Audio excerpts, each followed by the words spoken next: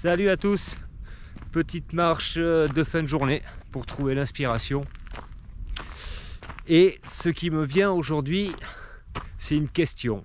Mais une question pas n'importe laquelle, c'est comment je vais trouver la réponse. Allez, on y va avec ça, c'est parti.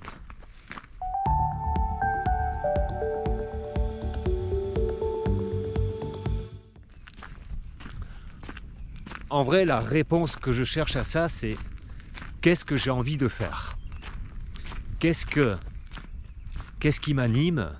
Si on me proposait un budget illimité pour créer le projet de mes rêves, ça serait quoi? Alors ça paraît facile comme ça, mais si quelqu'un se présentait devant moi et me disait ça, maintenant, je ne suis pas sûr de pouvoir lui répondre tout de suite. Parce que je me rends compte quand même que je suis pas mal animé par des vieux fonctionnements, notamment que j'ai appris pas mal dans ma scolarité, dans mon évolution un peu, où quand on nous demandait quel métier on voulait faire, il y avait tout de suite une question qui se posait derrière, est-ce qu'il y a du débouché?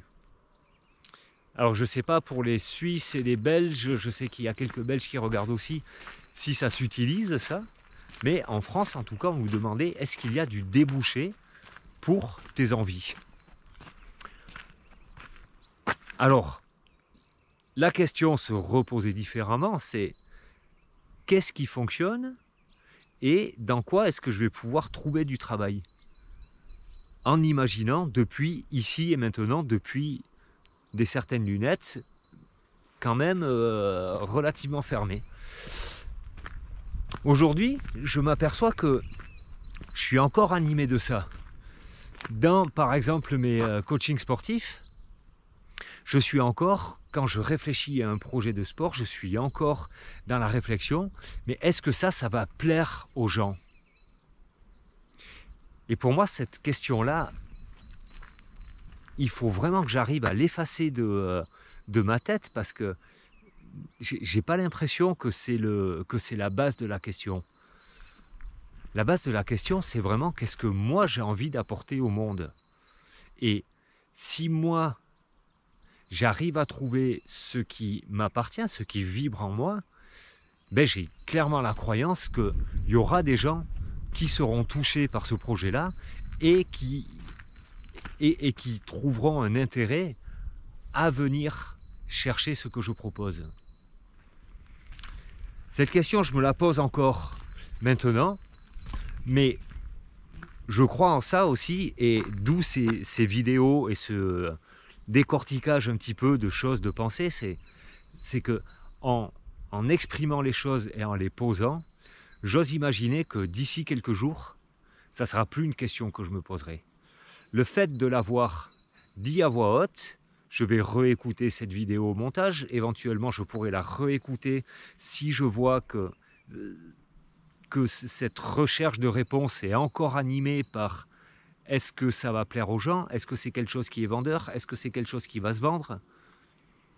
Et en fait, on projette vraiment une croyance sur les envies des gens.